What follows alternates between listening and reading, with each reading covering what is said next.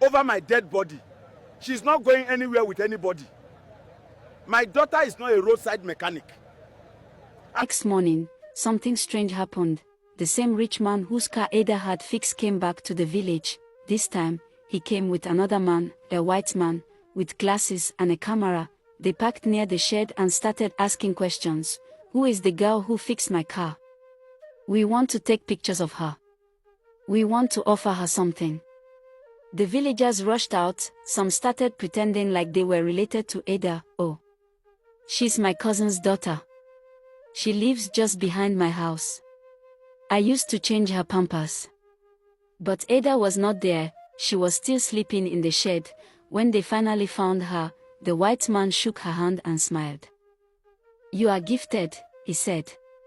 Very gifted. Then he brought out a camera. Can I take your picture? Ada nodded slowly. Click, the sound of a shutter, and Ada's face was captured. Smiling awkwardly with grease on her cheek, the rich man came close to her. I want to help you, child. I run a foundation. We help young children like you learn skills properly. Full training. Tools. Uniform. Protection. And you will still go to school in the evening. Ada's eyes widened. I can learn and still go to school. Yes. You don't have to choose. You can do both. For the first time, Ada felt seen. She wasn't a disgrace. She wasn't a stubborn girl. She was just different, and that difference was about to open a new door. But when the news reached her father, he shouted, over my dead body. She's not going anywhere with anybody. The shouting could be heard across the village. Ada stood quietly behind the shed, holding a spanner in one hand. She had just finished talking with the white man and the rich man. They had offered her something beautiful. A future, but the smile on her face disappeared when she heard her father's voice. I don't want. I said I don't want. My daughter is not a beggar. The white man looked confused. Sir, with all due respect. This girl is gifted. We just want to support her talent. I said leave us alone. Her father pushed the rich man's hand away.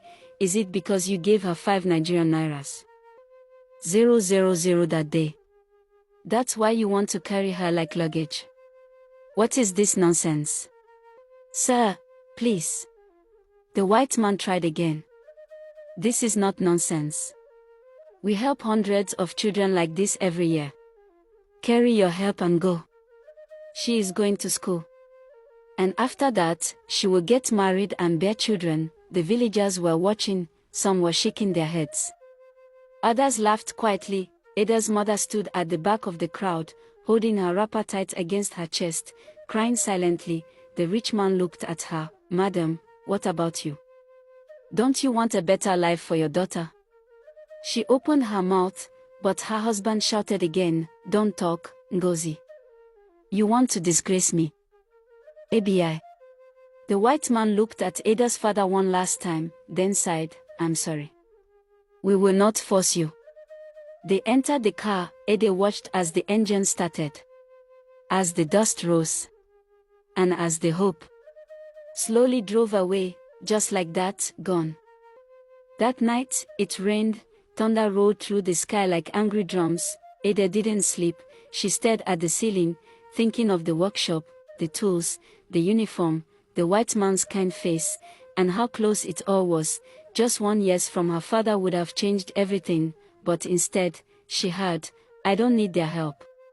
Ada whispered to herself, but I needed it. Suddenly, screams, from the street, a woman shouting, then running footsteps, doors slamming, people calling one another. Ada rushed out, her mother followed. Other villagers came out too, in wrappers, boxers, and bare feet. What happened? Where's the fire? Is it thieves? Then somebody shouted. It's Mr. Ebuka's car. It ran into the ditch. His child is inside. Ada froze. Mr. Ebuka was the man who shouted at her father during the village meeting last month. His car had been giving problems, but he refused to take it to Deli's shed. I don't want that small girl near my car. he had said. Now the same car had failed on the hill and crashed into the big gutter beside the bush path. His only child, little Ijeoma, was still inside trapped. Villagers rushed there with lanterns. Mr. Ebuka was crying and shouting, "Ijeoma! Ijeoma!" But the car door wouldn't open. People were pulling, using sticks, even stones.